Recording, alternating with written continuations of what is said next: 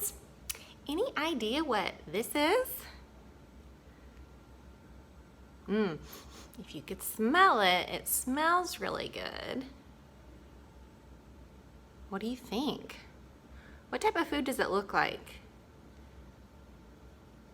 Kind of reminds me of a string bean, a really skinny green bean.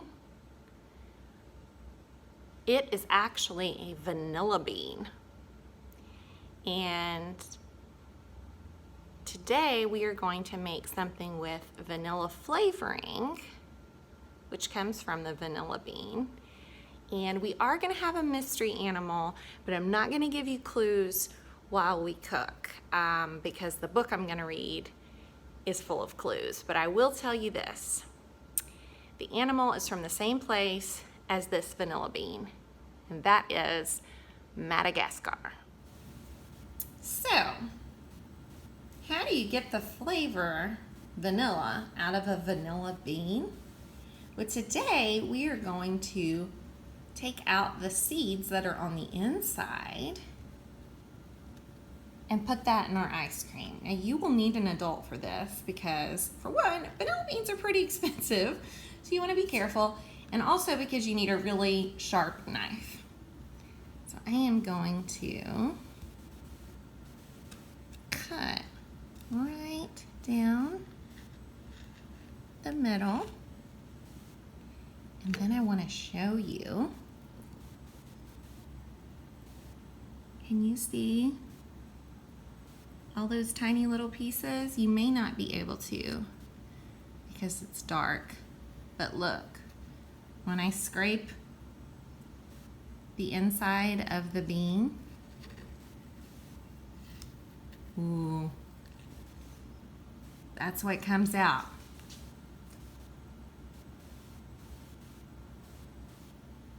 Pretty neat, huh?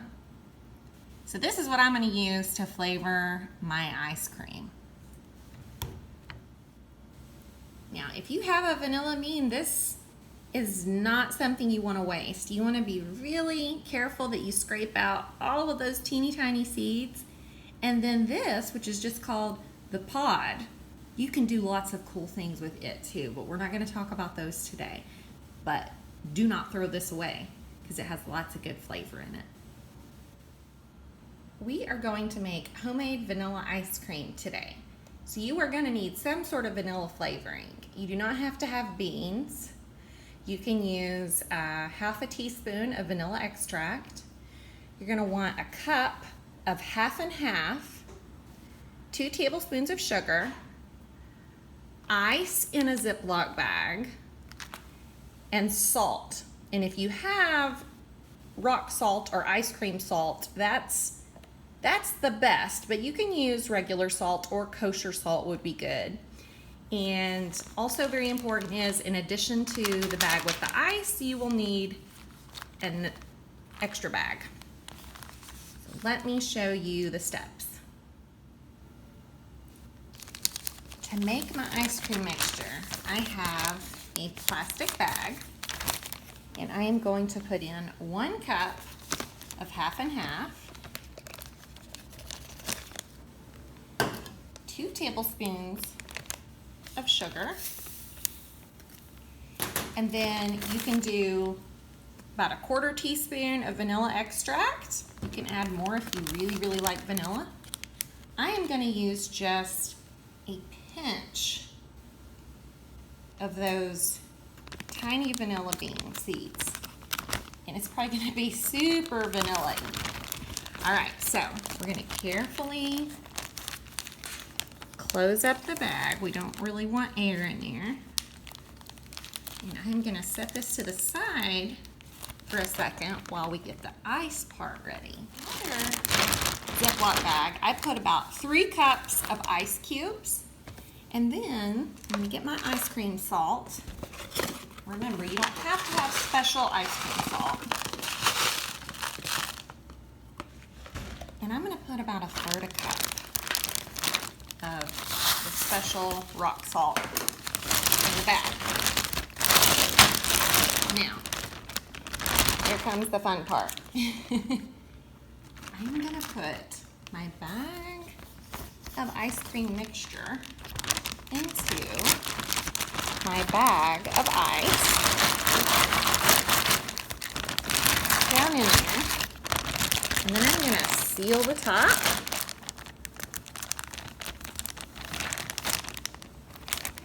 And then I am going to be shaking this around for between 5 and 10 minutes. You might want to take turns with someone.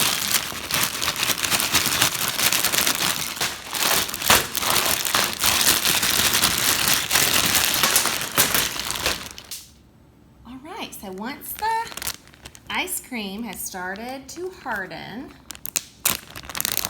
or has hardened, I guess I should say, you can scoop it right into whatever type of bowl you want to use. This is a little bit kind of like a really soft serve ice cream, but that's okay, that's still yummy. The main thing I wanted to show you is, look at those little brown specks. You know what that is? The vanilla beans. It's gonna be so tasty. So I mentioned that I wasn't gonna give any clues about the mystery animal while I was cooking because the book I'm going to read has clues in it. But I did tell you that the vanilla bean and the mystery animal are from the same place, and that is Madagascar. Madagascar is an island, and the mystery animal lives in one part of this island, and that's the only place in the world that it lives. So, with that being said, we're gonna read this nonfiction book called My Tail is Long and Striped, What Am I? By Joyce Markovics, published by Bearport. What am I? Look at my eyes. They are large and yellow. My ears are white and fuzzy. I have a round black nose. My fur is thick. It is gray and white. I have 5 fingers on each hand. My teeth are sharp and white. I have a long striped tail. The stripes are black and white. What am I? Let's find out. I am a ring-tailed lemur. Ah, the end. Did you guess? I bet you may have seen a ring-tailed lemur in a movie or maybe on TV. Well, like I said, this is a nonfiction book, which means it has facts, true facts in it, instead of a fiction book. For example, this book called Something Might Happen. It has a lemur in it. The lemur's wearing clothes and he talks, and in the story he's afraid that something bad might happen at any time. So this is an example of a fiction book.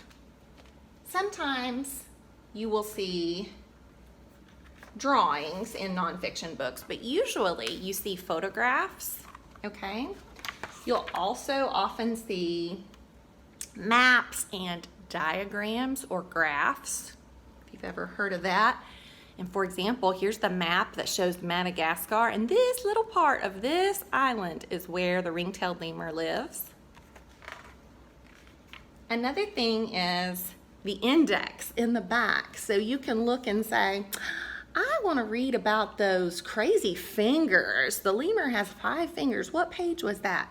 And it tells you. That's what an index is, okay? So, if you want to read more nonfiction about lemurs, I would suggest Lemurs by Claire Thropp. And as you can see, it has photographs, it's got some diagrams, Okay. More great photographs of lemurs. Lots of words. And look at the index because it's such a bigger book. There is a lot more of an index. And of course, there was something might happen if you just want to read a story that has a cute little lemur character. And because we made ice cream today, I just had to show you this book, Ice Cream by Gail Gibbons, okay? The title is Ice Cream, The Full Scoop. And it tells you about the history of ice cream. It tells you about how it's made. And this is a nonfiction book, but you'll notice it has drawings instead of photographs because sometimes that's the case. Anyways, I suggest this one because, as you know, I think the history and science of food is really interesting. All right, that is all the time that I have for today, so I will see you next time.